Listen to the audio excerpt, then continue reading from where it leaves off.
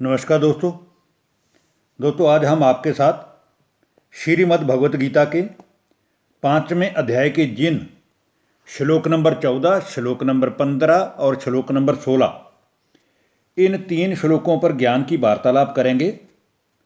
उसमें मुख्य रूप से भगवान ने संसार के सभी मनुष्यों को यही ज्ञान का उपदेश दिया है कि जो आदमी जैसे जैसे कर्म करता है वह स्वयं भी उसी अनुसार उन अच्छे या बुरे कर्मों का फल भोगता है। फिर वह दुख भोगता है या सुख भोगता है, इसका जवाबदार वह स्वयं है, क्योंकि वह बुरा पाप कर्म करके ये समझ ले कि भगवान कौन सा मुझे देख रहे हैं, तो वह खुद को धोखे में रखता है। क्योंकि इंसान जो कुछ भी अच्छा या बुरा कर्म करता है उसका उसे पूर्णतया पता होता है कि मैंने क्या पाप किया है और क्या मैंने पुण्य किया है। अगर हम बचपन के 5-10 साल तक की आयु के 10 वर्ष छोड़ दें तो उसके बाद बच्चे को बड़े होने तक अपने सारे कर्मों का ही याद होता है कि मैंने क्या क्या अच्छा किया है, क्या क्या बुरा किया है। इसलिए हमें चाहिए कि जब हम समझदार हो गए हैं, जब हमें अच्छे बुरे की समझ है, तो हम बुरे कर्म या पाप कर्म नहीं करें। और इसके बाद अच्छा करके खुद वाहवाही लूटना और बुरा फल मिलने पर भगवान को दोष दे देना, ये हम सब के लिए अच्छी बात नहीं है। तो दोस्तों, सभी शास्त्रों में मुख्यतः गीता ही एकमात्र ऐसा ज्ञान का शास्त्र है जिसमें मनुष्यों को अच्छे कर्म करने के लिए किन किन विपरीत परिस्थितियों में भी अपनी स्थिति एक समान रखनी है और अच्छे बुरे के अंतर का भेद, इस सब ज्ञान का भी विस्तार से वर्णन है। आज के 3 श्लोक जिन पर हम आपके साथ बात कर ले हैं, उसमें भी भगवान ने अर्जुन को यही बताया है कि मनुष्य का स्वभाव संस्कार ही मनुष्यों के कर्मों को सिद्ध करता है। जो मनुष्य स्वयं सामने जैसा दिखता है वो भीतर से भी वैसा ही है। वह मनुष्य कैसे कर्म कर रहा है, क्योंकि परमात्मा कभी भी ना तो किसी के पाप कर्म करने की किसी को प्रेरणा देते हैं और ना ही किसी के पुण्य कर्मों का फल स्वयं भोगते हैं। क्योंकि भगवान सुख और दुख इन दोनों फीलिंग से परे है, पाप पुण्य से परे है। इसलिए इस धरती पर भगवान का आना तब होता है जब संसार के सभी मनुष्य किसी न किसी तरीके से दुखी, अशांत हो जाते हैं। और ये मनुष्य समुदाय जब जब भी अति धर्म गलानी के समय दुख व अशांति का अनुभव करता है, तब तब भगवान ही आकर ज्ञान का अंजन देकर उसकी फिर सद्गति करते हैं। वरना संसार में देहधारी गुरुजनों की और पीर पैगंबरों की तो कोई कमी ही नहीं है, पर जब बात इंसान से बस की बाहर की हो जाती है तब वह सबकी बिगड़ी बनाने वाला, सबका ईश्वर, गॉड, अल्लाह, वाहिगुरु हम सबको कर्मों की गहन गति का ज्ञान देके नव सृष्टि का सृजन करने आते हैं।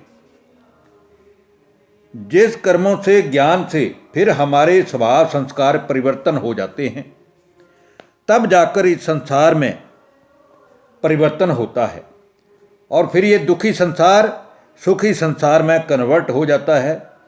अर्थात कलयुग का अंत होकर स्वर्णिम सुखदायक सतयुगी सवेरा आता है। और जिस भारत को सोने की चिड़िया कहा जाता है, वो भारत फिर से मनुष्यों के चरित्रवान बनने से, श्रेष्ठ बनने से सोने की चिड़िया बन जाता है। तो आइए दोस्तों, अब हम बात करते हैं श्रीमद् भगवत गीता के 5वें अध्याय के श्लोक नंबर 14 की, जिसमें कहा गया है, ना कृतत्वम ना कर्माणि लोकस्य सृजति प्रभु ना कर्म फल संयोगम स्वभावस्तु प्रवर्तते। हे अर्जुन, परमात्मा ना तो मनुष्यों के कर्मों की ही संरचना करते हैं और ना ही उनके कर्मों के फल स्वरूप प्राप्त होने वाले कर्म फल के संयोग की ही रचना रचते हैं। परंतु जो मनुष्य जैसा है, अर्थात वो जैसे जैसे कर्म करने वाला है, उसको वैसा वैसा फल स्वयं ही मिलता जाता है। क्योंकि जिसका जैसा स्वभाव होता है, जैसे संस्कार होते हैं, देखने में उसके कर्म भी वैसे ही नजर आते हैं। तो आदमी अपने कर्मों से भी समझ जाता है कि अगर मैं किसी को दुख दे रहा हूं तो उसके बदले में मुझे सुख मिलने की कोई आशा नहीं है।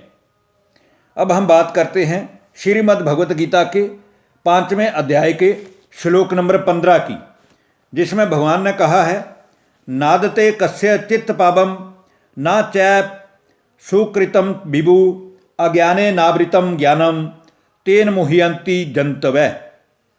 हे अर्जुन, इस सृष्टि का रचयिता मैं परमेश्वर ना तो किसी के पाप कर्म को ही ग्रहण करता हूँ और ना ही किसी के पुण्य कर्म का ही भागीदार बनता हूँ, परंतु हर मनुष्य के मन में मेरी याद सर्वव्यापक है। इसलिए लोग मुझे सर्वव्यापक कह देते हैं, परंतु वास्तविकता ये है कि मैं सर्वव्यापक नहीं हूँ। मेरी याद लोगों के मन में सर्वव्यापक है, बल्कि मैं तो परम धाम ब्रह्मलोक का निवासी हूँ।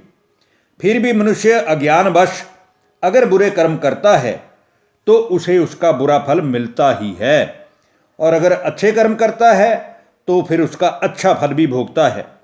परंतु मनुष्यों का ज्ञान विषय भोगों में लिप्त वासनाओं व कामनाओं के कारण अज्ञान द्वारा ढका हुआ है, जिस कारण संसार के सभी अज्ञानी मनुष्य इन पांचों ही विकारों काम, क्रोध, लोभ, मोह, अहंकार इनसे ग्रसित होकर और मोहित हो रहे हैं तथा बहुत दुख और अशांति का अनुभव करके मुझे पुकार रहे हैं।